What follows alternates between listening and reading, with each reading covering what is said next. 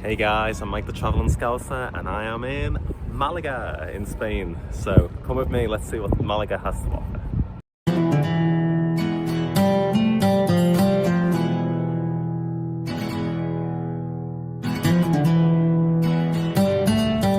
So I've just stopped down at the beach. This is Playa de La Mancha, which is one of the most famous beaches here in Malaga. Now as you can see, it is pretty deserted around by me. It is only 11 AM on a Sunday morning, but it is January, so I guess for many Spaniards, I guess for many people, it's not that warm. For me, coming from the UK, it's 20 degrees. This is pretty hot. Let me show you what the sights and the sounds are.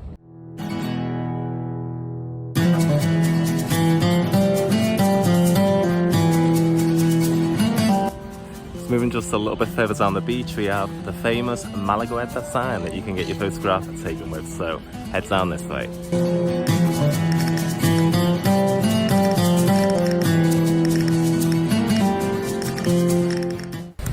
Okay, so I'm just taking a walk along the port area, which is a brilliant area for shops, for little market stalls, so just look over that way.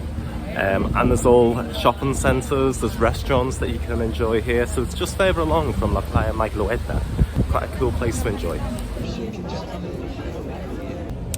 So in the middle of the port, in the middle of all of this new building, we have this, which is the chapel or El Capio.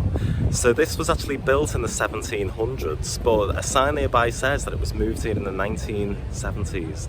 What's interesting is that it can be dated back to the Baroque era, the Renaissance era of the 18th century. It's pink sandstone, which came from nearby quarries to here in Malaga. And it's quite a quaint, cute addition to the port area, so take a little look.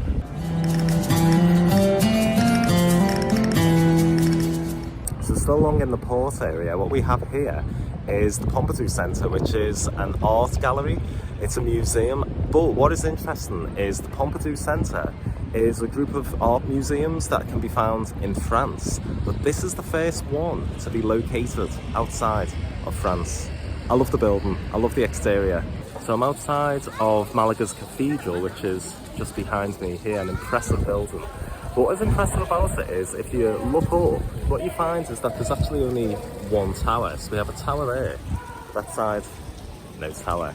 And for that reason, Malagueños actually refer to the cathedral as La Manquita.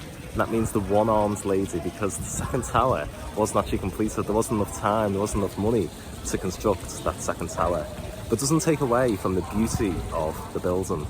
And that tower that actually is in place, that is the second tallest tower in the whole of Andalucía. So come down, take a look at this impressive structure. So right now I'm just wandering up to the Castillo de Gibralfaro. Hope I'm saying that right. So the good thing as well on a Sunday is that for the last few hours, it's actually free to enter. And I'm here on a Sunday. So let's see how that goes.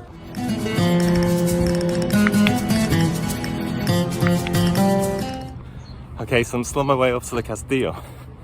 It's not for the faint-hearted. It's quite a hike. I can imagine in summertime, it must be horrendous. So bring plenty of water, dress well, make sure you got the right pair of shoes on. I'm here in January and I'm sweating. So, but the views, there's something else, let me show you.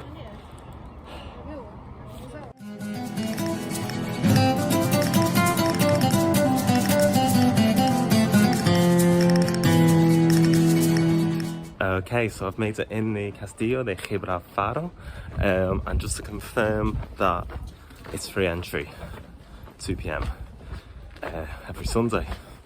So what is the Castillo de Gibralfaro? Well, it's a Moorish palace not too dissimilar to the Alhambra in Granada, so it dates to the medieval times, the Middle Ages. But the thing that really strikes me, having just been here just a few minutes, is the views and the beauty all around. Let me show you some of those clips.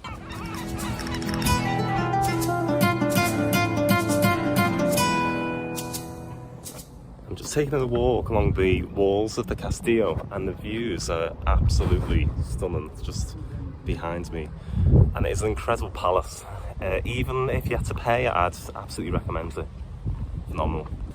So I've just been in Torreblanca, which is a bit of an outpost, but again, amazing views across all of Malaga. So if you're in the Castillo, definitely take a punt up there. Steps are a little bit steep, but it is worth it for the views. I just wanted to sit down a minute just to take in the beauty of this place. It is incredible. It's amazing to think this was built back in the 1400s by the Moorish people when they were here in Spain. It's a palace, but it's a garden at the same time, and that's what is incredible about it. They wanted their gardens inside the palaces, and it is just so tranquil to be here. I've seen people just relaxing, people reading books as they've been here. It is an incredible place to be, and it's definitely well worth your time to make that trek up the hill and to come in here.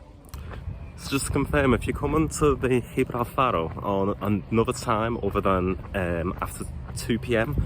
on a Sunday, the entry fee is €3.50, which, as I say, I think is well worth it.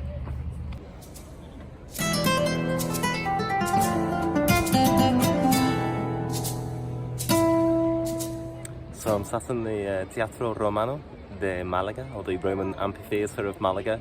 This is free to actually see, but as part of the Alcazaba ticket, you can also come and sit in the amphitheatre itself. It's incredible to think that in the 1980s, for the first time in thousands of years, they were able to have a show here in this Roman amphitheatre in the same steps that the Romans would have been in back in the 1st century BCE. But it's incredible to think right here, that was where history happened, and history is still taking place right now. Hey guys, right now I'm in the Alcazaba, which as well is free after 2 p.m. on a Sunday. So I'm taking advantage of all these freebies on the Sundays today. This is incredible. It's at the foot of the hill of the Gibralfaro. I've decided to do the Gibralfaro first and then Alcazaba second, just to get that walk out of the way. I don't think it matters which way you do it. This is just as incredible. It's another Moorish style palace. Probably a bit more decorative, less gardens than Gibralfaro, but let me show you what you can enjoy here.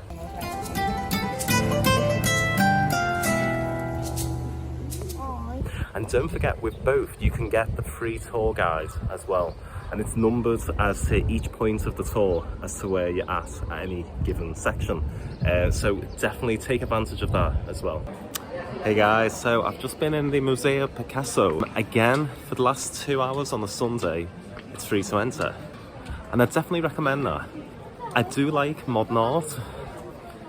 I'm not sure I'm a big fan of Picasso's art. It's definitely worth seeing whilst here, because he was born in Malaga. Absolutely got to go and see it. But do I like his artwork? I'm not too sure. But it was free, so definitely worth it for that reason. One thing I will say that I thought was really interesting, you'll see in my videos, is that the building itself was so impressive. But one thing I didn't realise that they have there is actually an archaeological section, and if you go to the bottom, you can actually see Roman ruins from the 6th century BCE, which is mind-blowing. I did not expect to see that as part of the Picasso art museum. So absolutely take a look at that. The other thing I'd say as well, you'll see the queues. Because it is free to enter, there are huge queues. It was a 25-minute queue for me to get in. If you want to get there early, I'd say get there about... If you want to spend the full time, if you love art, get there for 4 o'clock.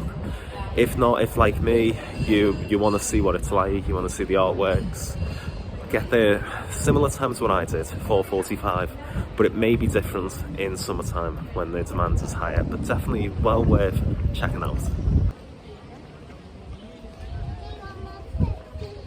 It's not the Louvre. Hey, so maybe I'm a glutton for punishment, but I'm heading back up in Castillo de Gibralfaro because I want to get the sunset from up here. So yeah, that's where I'm heading up.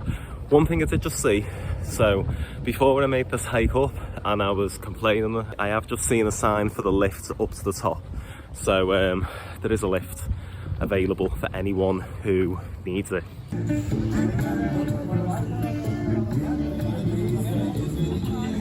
So what I love about this city as well is how active it seems. So when I was down at the beach this morning, there was a group playing volleyball, beach volleyball, which was epic to see. There was a group playing bowls just now. I've just seen people Latin dancing on the Gibralfaro, but the amount of cyclists, runners, it's a really cool vibe. It's epic to see. Hey, so got the sunset just on the Mirador del Gibralfaro, which was stunning.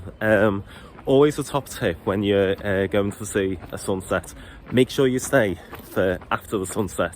So make sure you stay for what is known as golden hour, because that's where you get the really stunning colours, the really stunning views from the sunset. It's always a top tip. Stay for golden hour and definitely get to the Mirador del Gibralfaro for the sunset here in Malaga.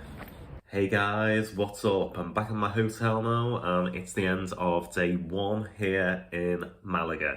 It's been an epic day. Got a bus straight from Malaga airport into the city centre. Couldn't have been easier. It's only €4 to get in. One word of note, here in Spain, you still have to wear face masks on public transport. So on buses, it's still obligatory to wear a face mask, just so you know. I took advantage of some of the museums because they're free on a Sunday afternoon. So I got 3 of those museums in and I didn't have to pay a single thing. It's worth noting as well that this is my first solo trip abroad. I've got to say, Malaga is perfect if you're a solo traveller. So if you are travelling alone and you're looking for a fair city to do so, I'd say let it be Malaga, because honestly, it couldn't be easier. So subscribe below if you want to see what Malaga has in store for me tomorrow. Keep classy guys, take it easy. I've been Mike the Travelling Scouser. Ciao for now.